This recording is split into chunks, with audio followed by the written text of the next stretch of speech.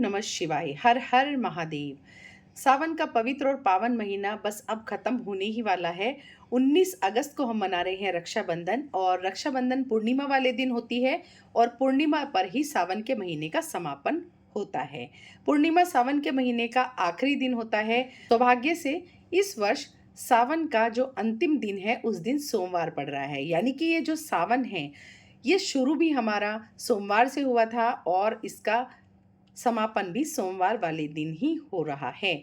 और इस वर्ष हमने 5 सोमवार का व्रत किया है। तो सावन के सोमवार का भी बहुत लोग व्रत रखते हैं और पूरे सावन का भी बहुत लोग व्रत रखते हैं।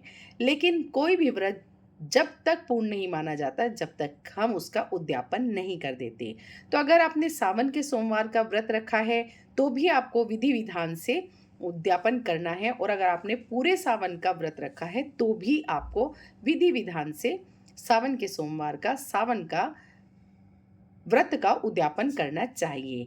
तो बहुत ही सरल और आसान तरीके से उद्यापन कैसे करना है यही इस वीडियो के माध्यम से मैं आपके साथ शेयर करूंगी। ये उद्यापन आपको सावन के अंतिम सोमवार और पूर्णिमा वाले दिन करना चाहिए। और एक प्रश्न आ रहा है कि उस दिन भद्रा भी है, तो क्या हम भद्रा के समय पर उद्यापन कर सकते हैं? देखिए, आप पूरे दिन का व्रत धारण करिएगा और शाम को मंदिर में जाकर आप उद्यापन कर सकते हैं। आप ये उद्यापन घर पर भी कर सकते हैं और फिर जो सामग्री आपने मिनस करके निकाली है वो मंदिर में पंडित पंडिताइन को दे सकते हैं। आप पंडित पंडिताइन को घर पर बुलाकर भी व्रत का उद्यापन कर सकते हैं। तो उद्यापन के लिए हमें कौन कौन सी सामग्री की आवश्यकता होती है, चलिए देख लेते हैं। तो हमें उद्यापन में क्या क्या सामग्री चाहिए तो वो मैं आपको बता देती हूँ। तो सबसे पहले आपको एक जोड़ा लेना है, और आपको ये जो जोड़ा है ये भगवान भोलेनाथ के नाम का लेना है। आप इन सब चीज़ों को मिनस करके पंडित पंडिताइन को दे सकते हैं। अगर आपके पास जोड़ा नहीं है तो फिर इस तरह से आप एक रुमाल भी ले सकते हैं, और अगर रुमाल की भी व्यवस्था नहीं हो पा रही है आपके पास तो फिर आप भोले बाबा के नाम का जनेऊ भी ले सकते हैं। तो इसमें से एक चीज़ आपको लेनी है। अगर आपने पूरे सावन का व्रत रखा है तो उसके उद्यापन की मैं ये सामग्री आपको दिखा रही हूँ। फिर आपको माँ गौरा के नाम की एक साड़ी लेनी है, तो आप साड़ी ले लीजिएगा। तो ये मैंने ग्रीन कलर की साड़ी ली है क्योंकि सावन चल रहा है, तो सावन के हिसाब से मैंने ग्रीन कलर की साड़ी ली है। आप कोई भी सौभाग्यशाली कलर की साड़ी ले सकते हैं, बस आपको काली और नीले रंग की साड़ी नहीं लेनी है। अगर आपके पास साड़ी नहीं है तो फिर आप सूट भी ले सकते हैं, और देख लीजिएगा कि आपकी पंडिताइन सूट पहनती हैं कि साड़ी पहनती हैं, उस हिसाब से आप ले लीजिएगा। लेकिन अगर आपसे ये भी व्यवस्था नहीं हो पा रही है तो फिर आप माँ गौरा के नाम की कोई चुनरी भी ले सकते हैं। तो चुनरी आपकी लाल, मर्जेंटा, ग्रीन इस तरह से होनी चाहिए, तो आप माता के नाम की चुनरी ले सकते हैं। तो ये हमने ठाकुर जी का यानी कि अपने भोले बाबा के नाम का हमने साड़ी और जोड़ा यहाँ पर रख लिया है। और उनके जो शिव परिवार है उसके लिए हम ये रुमाल ले लेते हैं। गणेश गजानन के लिए हमने ले लिया है, कार्तिकेय जी भगवान के लिए, नंदी भगवान के लिए हमने ले लिया है, और अशोक सुंदरी मैया के लिए हमने रुमाल ले लिया है। फिर हम चुनरी भी ले सकते हैं। तो इस तरह से आपने पूरे सावन का व्रत किया है तो आप इस तरह से वस्त्र ले लेंगे। हमें वस्त्र यहाँ पर ज़रूर से निकालना होता है, मिनसना होता है। तो आप इस तरह से वस्त्र ले लेंगे। उसके बाद में हमें माता के लिए 16 श्रृंगार का सामान लेना चाहिए। अगर आप 16 श्रृंगार का सामान नहीं ले पा रहे हैं तो कम से कम 5 या 7 श्रृंगार आपको ज़रूर लेना चाहिए, जिसमें आपकी मेहंदी, चूड़ी, बिंदी, सिंदूर, आलता, कुमकुम ये ज़रूर होना चाहिए। तो आप इस तरह से श्रृंगार का सामान माता का ज़रूर रखिएगा। माता को श्रृंगार अत्यंत प्रिय है और उनको श्रृंगार अर्पित करना चाहिए। और इस चीज़ का भी हमें ध्यान रखना चाहिए कि जब हम उद्यापन कर रहे हैं या पूजा पाठ कर रहे हैं या व्रत कर रहे हैं तो हमें पूरा श्रृंगार करके ही, यानी मांग भर के अच्छे से तैयार होकर साफ सुंदर वस्त्र पहनकर ही पूजा पाठ करनी चाहिए। और इसी प्रकार हमें 16 श्रृंगार करके हमें व्रत करना चाहिए, उद्यापन करना चाहिए। पूजा पाठ कोई भी कार्य हमें मतलब सूना रह के नहीं करना चाहिए। हमें चूड़ी, बिंदी, सिंदूर, मेहंदी इत्यादि धारण करके ही सुहागिन महिला की तरह सारे पूजा पाठ करने चाहिए।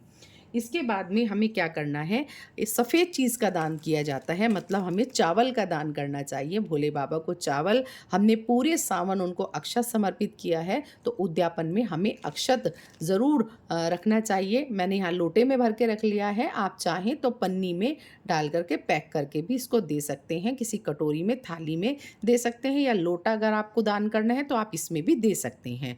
इसके बाद में हमें यहाँ पर दक्षिणा रखनी चाहिए, तो ये अपनी सामर्थ्य के हिसाब से आप दक्षिणा रखिएगा। तो ये गौरा मैया की हमने वस्त्र के ऊपर दक्षिणा रख ली है, और ये भोले बाबा के वस्त्र के ऊपर हमने दक्षिणा रख ली है।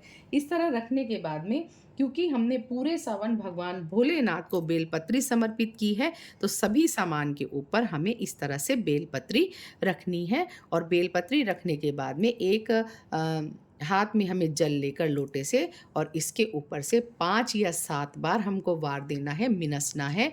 और मिनसने के बाद में हमें भगवान से हाथ जोड़कर प्रार्थना करनी है कि प्रभु, हमने जो भी यह हमसे बन पड़ा है, आप इसे स्वीकार कीजिए। आपके चरणों में हमने ये उद्यापन का सामान दान किया है। हमने पूरे श्रद्धा भक्ति भाव से पूरे सावन के सोमवार का व्रत किया है, तो आप ये मेरे द्वारा दिया हुआ छोटा सा दान स्वीकार कीजिए। इस तरह से करने के बाद में आप ये मंदिर में पंडित पंडिताइन को दान कर सकते हैं, या फिर आप उनको घर पे बुला करके इसको दान कर सकते हैं और उनको भोजन इत्यादि करा सकते हैं। अगर हमने केवल सावन के सोमवार के व्रत रखे हैं, तो भी हमको सावन के अंतिम दिन यानी पूर्णिमा वाले दिन उसका उद्यापन करना चाहिए। पूर्णिमा वाले दिन ही इस बार आखिरी सोमवार पड़ रहा है, तो हम उस दिन उद्यापन करते हैं। और अगर आपका जैसे 4 सोमवार होते हैं या 5 सोमवार होते हैं, तो जिस दिन आखिरी सोमवार होता है उस दिन उद्यापन करना चाहिए। तो ये ज़रूरी नहीं होता कि हर बार पूर्णिमा वाले दिन ही सोमवार पड़े या आखिरी सोमवार हो, वो पहले भी हो सकता है। तो हमें अंतिम सोमवार वाले दिन उद्यापन करना चाहिए। तो सावन के सोमवार के उद्यापन में हमें क्या-क्या चीज़ चाहिए, वो मैं आपको बता देती हूँ। तो माँ गौरा के लिए हमें इस तरह से चुनरी लेनी चाहिए, और माँ गौरा के श्रृंगार का सामान हमें ले लेना चाहिए। यानी कि इसमें आपको 16 श्रृंगार लेने होंगे, नहीं है तो 5-7 श्रृंगार आपको ज़रूर लेने हैं। मेहंदी, चूड़ी, बिंदी, सिंदूर, आलता, कुमकुम, इस तरह से आप माता के श्रृंगार ले सकते हैं। उसके बाद में आप भोले बाबा के नाम को वस्त्र रूप में इस तरह से रुमाल ले सकते हैं, नहीं है तो फिर आप जनेऊ भी ले सकते हैं। भगवान भोलेनाथ को आप समर्पित करिएगा, और कोशिश करिएगा कि मंदिर में जाकर आप ये उद्यापन का सामान भगवान को समर्पित करें। और आपको पूरे शिव परिवार के लिए इस तरह से रुमाल ले लेनी चाहिए। एक गजानन गणपति का, एक कार्तिकेय जी भगवान का, एक नंदी भगवान का, और अशोक सुंदरी मैया का, भोले बाबा का, माँ गौरा का। तो इस तरह से आप ये रुमाल ले लीजिए। तो ये बहुत ही बेसिक सा सामान है जो मैं आपको बता रही हूँ। देखिए, पूजा पाठ का ऐसा होता है कि उसको कितना भी बढ़ाया जा सकता है, और छोटे से छोटा जो हो सकता है, कम से कम जो हो सकता है, वो यहाँ मैं आपको बता रही हूँ। तो पूजा को आप कितना भी बढ़ा दीजिए, दान को आप कितना भी बढ़ा दीजिए, वो सब आपकी सामर्थ्य पर निर्भर करता है। सफ़ेद चीज़ का दान हमें ज़रूर करना है, यानी चावल का दान ज़रूर करना है। तो मैंने यहाँ पर चावल ले लिया है, आप इसको पन्नी में करके इसका दान कर सकते हैं। और इस सामान के ऊपर हमें बेलपत्री ज़रूर रखनी है, क्योंकि बेलपत्री हमने पूरे सावन भगवान भोलेनाथ को समर्पित की है। बेलपत्री उन्हें अत्यंत प्रिय है, तो बेलपत्री हम ज़रूर लेनी है हमें। उसके बाद हमें कुछ दक्षिणा यहाँ पर ज़रूर रखनी चाहिए। तो भोले बाबा के नाम की और माँ गौरा के नाम की हमने अपने सामर्थ्य के हिसाब से यहाँ पर दक्षिणा रख दी है। तो इस तरह से आप सावन के सोमवार का उद्यापन कर सकते हैं। इस पर आप पानी लेकर 5 या 7 बार फेरिएगा, और आप इसको इस तरह छोड़ते हुए भगवान भोलेनाथ के सामने हाथ जोड़कर इसी तरह आपको प्रार्थना करनी है। भोले बाबा, मैंने पूर्ण श्रद्धा भक्ति के साथ आपके सावन के सोमवार के व्रत किए हैं। मुझ दीनहीन से कोई इस में भूल बन पड़ी है तो मुझे कृपा कर क्षमा करना, और मैंने उद्यापन में अपनी सामर्थ्य के अनुसार ये दान किया है, और मुझ दीनहीन के द्वारा दिए हुए इस दान को आप स्वीकार कीजिए। तो इस तरह से आपको भोलेनाथ के सामने प्रार्थना करनी है, अपनी गलतियों के लिए क्षमा याचना करनी है, और भगवान से कहना है कि मैं आज अपने व्रत का पारण कर रही हूँ, और ये व्रत मैंने श्रद्धा भक्ति से पूर्ण किया, अपनी मनोकामना आपको कहनी है। तो इस तरह से मैंने आपको बता दिया है, आपने पूरे सावन के व्रत रखे हैं तो आपको कैसे उद्यापन करना है, और अगर आपने केवल सावन के सोमवार के व्रत रखे रखे हैं तो आपको कैसे करना है। अगर पुरुष ये व्रत रखते हैं यानी उन्होंने सावन के सोमवार के व्रत किए हैं या पूरे सावन के व्रत किए हैं, तो उनको अलग से उद्यापन करने की आवश्यकता नहीं है। वो अपनी पत्नी के साथ में ही हाथ लगा करके उद्यापन कर सकते हैं। सभी चीज़ों को हाथ लगा दीजिए तो उससे उनका उद्यापन पूर्ण माना जाएगा। लेकिन अगर कमारी कन्या ने व्रत किया है और उनको उद्यापन करना है तो फिर इतने बड़े स्तर पर यानी कि ये सब चीज़ें करने की आपको आवश्यकता नहीं है। आप चाहें तो कोई भी मौसमी फल, सब्जी जैसे 1 दर्जन केले या 1 किलो सेब वगैरह इस तरह से फल ला करके आप मंदिर में रख सकते हैं, उसको दान कर सकते हैं और इस तरह से आप 5 रुमाल ले आइएगा और आप पूरे शिव परिवार को उसको समर्पित कर दीजिएगा, थोड़ी दक्षिणा रख दीजिएगा। उससे भी कंवारी लड़कियों का उद्यापन पूर्ण माना जाता है। और अगर या आपकी मम्मी ने और आपने दोनों ने साथ में व्रत रखे हैं, तो जो भी मम्मी उद्यापन कर रही है, उसी में आप हाथ लगा दीजिएगा, तो उससे भी आपका उद्यापन पूर्ण माना जाता है। तो कुँवारी लड़कियों को बहुत बड़े स्तर पे नहीं करना होता है, बस उनको कोई भी सामान ला कर के उसका दान कर देना चाहिए मंदिर में। तो जी मैंने आपको बता दिया है कि सावन के सोमवार का आपको उद्यापन कैसे करना है, पूरे सावन का व्रत रखा है तो उसका उद्यापन आपको कैसे करना है और कुंवारी लड़कियां किस तरह से उद्यापन करेंगी।